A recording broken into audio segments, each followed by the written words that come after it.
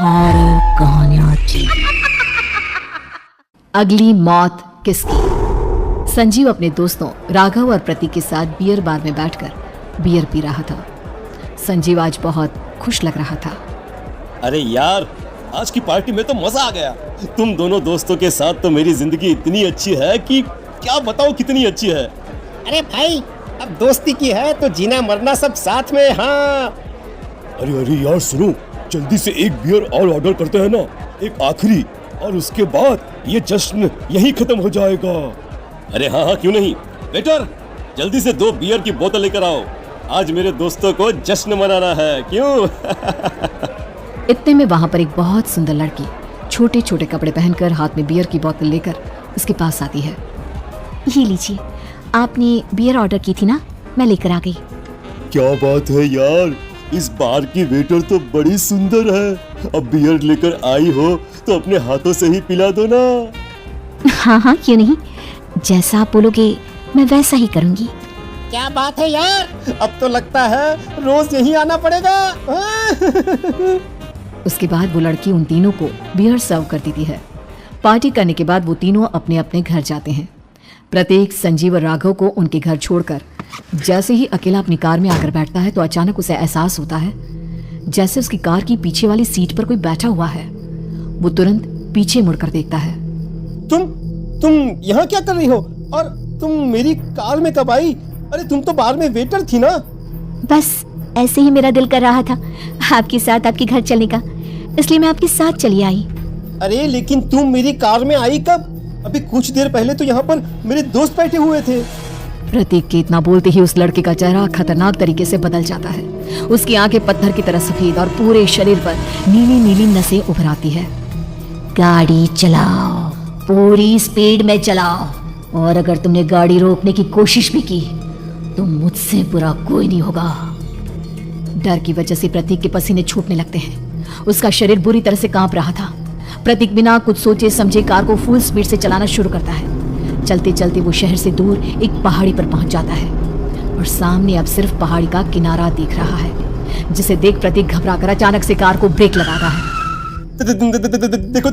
देखो, मुझे छोड़ दो मुझे। अगर मैंने गाड़ी जरा सी भी आगे बढ़ाई तो हम दोनों नीचे गिरकर मर जाएंगे।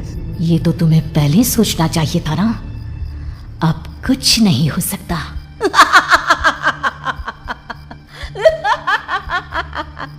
छोड़ दो मुझे। नहीं प्लीज मुझे छोड़ दो। प्लीज मुझे जाने दो। छोड़ दो मुझे। गाड़ी आगे बढ़ाओ। और तभी अचानक से बिना प्रतीक के स्टार्ट किए उनकी कार आगे बढ़ती है और गहरी खाई में गिर जाती है। उसके चीखने की आवाजें चारों तरफ सुनाई देती है।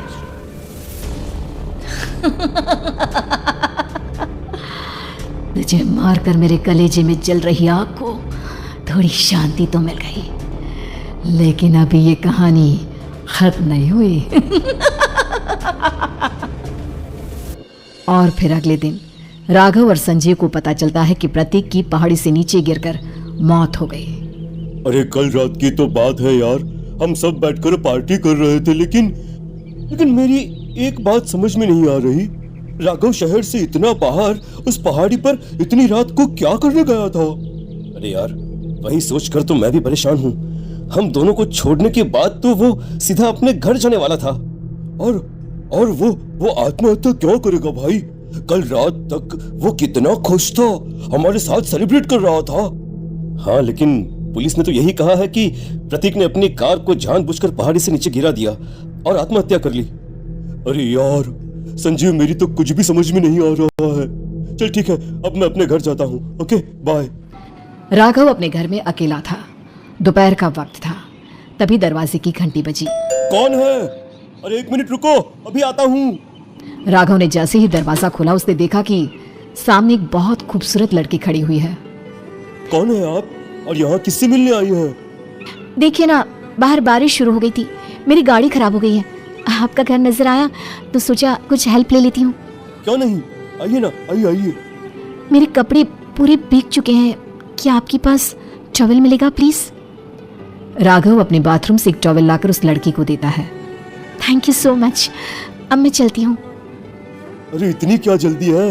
आप चाहे तो बारिश रुकने तक यहाँ पर रुक सकती हैं। हाँ लड़की ने पलटकर राघव की तरफ देखा। नहीं, मुझे जाना होगा, मेरा काम बाकी है। और वो वहां से चली गई। उस लड़की के जाने के बाद राघव अपने बाथरूम में नहाने के लिए गया और जैसे ही उसने बाथरूम में देखा तो उसका टॉवेल वहीं पर लटका हुआ था। उसने टॉवेल हाथ में लिया तो देखा कि उसका पूरा टॉवेल खून के धब्बों से सना हुआ है। अरे अरे ये क्या? ये टॉवेल तो मैंने उस लड़की को दे दिया था। ये वापस मेरे बाथरूम में कैसे आ गया? और इस पर ये खून के धब्बे कहां से आ गए? राघव ने आईने में देखा तो उसकी गर्दन पर एक बड़ा सा चाकू का कट लगा हुआ था जिससे खून बह रहा था, जिसे देख राघव के होश उड़ गए। हाँ, अरे ये क्या? मेरी गर्दन इतनी ज्यादा कटी हुई है और मुझे दर्द भी नहीं हो रहा है। ये क्या हो रहा है मेरे साथ? राघव घबराकर बाथरूम से बाहर आया और अपना मोबाइल उठाकर उसने संजीव को फोन लगाया। संजीव जल्दी से मेरे पास आ जाओ। मुझे लगता है कुछ बहुत बड़ी गड़बड़ है, जल्दी आ जाओ। उधर से आवाज आई, लेकिन वो आवाज संजीव की नहीं बल्कि एक लड़की की थी। कुछ अजीब नहीं हुआ है, बस तुम्हारी मौत तुमसे मिलने आई थी और तुम्हें मारकर चली गई। अब तुम इस दुनिया का हिस्सा नहीं हो राघव, इसलिए तुम्हें अपनी गर्दन के कटने का दर्द भी महसूस नहीं हो रहा। नहीं, ऐसा नहीं हो सकता। कौन हो तुम? तुम्हारी मौत। अब संजीव के पास खबर पहुंचती है कि राघव ने अपने ही घर में चाकू से गर्दन काटकर आत्महत्या कर ली। ये सुनने के बाद संजीव के होश उड़ गए। वो पसीने से तरपतर हो गया और एक अनजाना डर अब उसके दिल को सताने लगा। संजीव के साथ ही उसका एक छोटा भाई राजीव भी रहा करता था। अपने भाई को इस तरह परेशान देखकर राजीव उसके पास आया। अरे भैया, क्या हुआ भैया? आप इतने घबराए हुए क्यों लग रहे हैं? प्रतीक और राघव की मौत, मेरा मतलब मेरी कुछ समझ में नहीं आ रहा भाई। अचानक से मेरे दोनों दोस्तों ने आत्महत्या क्यों कर ली? अरे वो तो मेरी भी समझ में नहीं आ रहा है भैया। हाँ, हो सकता है कि कोई परेशानी होगी और इसीलिए उन्होंने ऐसा किया होगा। हाँ, लेकिन दोनों की जिंदगी में एक साथ परेशानी और दोनों का इतनी खतरनाक तरीके से आत्महत्या करना, कहीं ऐसा तो नहीं मैं भी मर जाऊंगा? अरे आप ऐसी बातें क्यों कर रहे हैं भैया? वैसे ही मैं इतना परेशान हूँ। जब से अंजलि ने मेरा साथ छोड़ा है तब से सब कुछ बहुत अजीब सा हो गया है। रोज रात को डरावने सपने आते हैं। ऐसा लगता है जैसे अंजलि बार बार मेरे सपनों में आकर मुझे डराने की कोशिश करती है। अंजलि का नाम सुनते ही संजीव की आंखें फट गई और उसके गले में आवाज अटक गई। उसके चेहरे पर घबराहट साफ नजर आ रही थी। कौन थी वो लड़की जिसने प्रतीक और राघव को आत्महत्या की आड़ में मौत के घाट उतार दिया?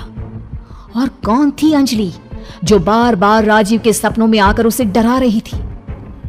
अंजलि का नाम सुनकर संजीव इतना घबरा क्यों गया? इन सवालों के जवाब जानने के लिए देखिए इस खतरनाक कहानी का अगला भाग।